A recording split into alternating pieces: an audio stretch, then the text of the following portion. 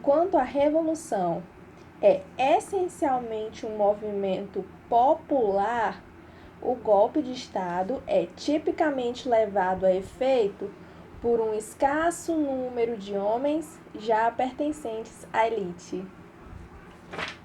Agora, se esse episódio de 30 foi uma revolução ou foi um golpe de Estado, não cabe a mim decidir isso. Até porque o nome Revolução de 30 foi dado pelos apoiadores e líderes da época. Oi, gente! Vamos começar o vídeo de hoje falando sobre a Revolução de 30. Em 1929, se iniciou no Brasil um novo processo de sucessão na presidência. Até então, o presidente da República era Washington Luiz. A gente precisa lembrar que o que caracterizava a política dessa época, a chamada República Velha, era o revezamento na presidência entre os candidatos de São Paulo e os candidatos de Minas Gerais. Se o candidato eleito dessa vez fosse de São Paulo, o próximo candidato eleito seria de Minas Gerais, porque era um sistema de indicações e tudo mais. Em 1930 ia acontecer um novo processo de eleições à presidência.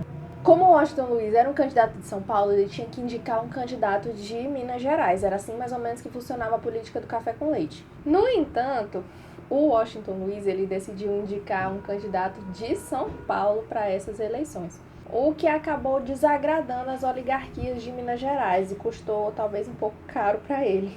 Como Minas Gerais não ficou nada satisfeito com essa situação, eles decidiram, as oligarquias de Minas Gerais decidiram unir forças, fazer alianças com outros grupos políticos de outros estados. Entre essas alianças, eles fizeram aliança com as oligarquias da Paraíba, que eles acabaram indicando João Pessoa como um candidato lá da Paraíba, para vice-presidência. Acabaram fazendo aliança com o pessoal do Rio Grande do Sul, que acabaram indicando Getúlio Vargas como candidato à presidência em si, e acabaram fazendo aliança também com alguns grupos políticos insatisfeitos de São Paulo, como por exemplo o Partido Democrático, que era basicamente oposição ao Partido Republicano Paulista.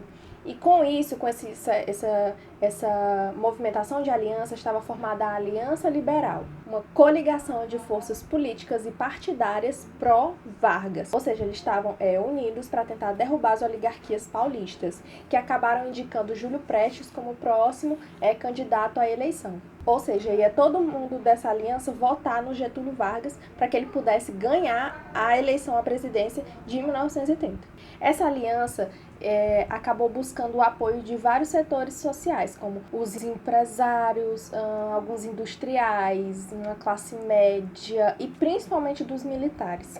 Guardem essa informação. Essa disputa política já estava bastante acirrada, só que essa situação piorou ainda mais para o lado do Washington Luiz quando estourou a crise econômica de 1929, que deixou o governo dele ainda mais desestabilizado, porque essa crise acabou trazendo muito desemprego, crise no setor agrícola, na produção de café, que era o principal produto de exportação brasileiro na época. Tudo isso acabou abalando muito o finalzinho do governo do Washington Luiz. As eleições acabaram acontecendo, em março de 1930, e quem ganhou foi o candidato apoiado pelos paulistas, do Partido Republicano, o candidato apoiado pelo Washington Luiz. Quem ganhou foi o Júlio Prestes. Getúlio Vargas acabou perdendo essa primeira eleição. Nos primeiros momentos, depois dessa derrota, a Aliança Liberal acabou meio que ficando quietinha, só esperando para ver o que acontecia. Até que em julho de 1930, o então candidato à vice-presidência da Paraíba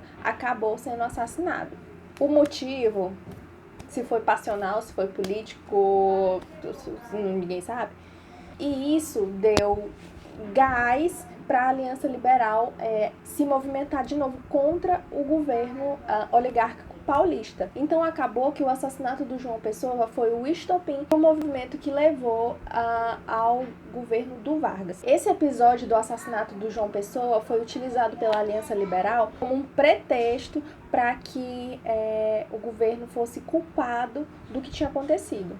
Além disso, além do Getúlio Vargas aproveitar e culpar um pouco, afinetar o governo, culpar o governo pela morte do João Pessoa, já que ele era oposição, ele aproveitou para intensificar mais ainda as alianças militares que ele tinha feito. Várias batalhas começaram a ser travadas pelas pelos estados brasileiros, tanto no Nordeste, quanto no Sul, quanto em Minas Gerais, quanto no Rio de Janeiro. Acabou que, graças a isso, o exército conseguiu depor o Washington Luiz, falou, ó, vaza, tchau.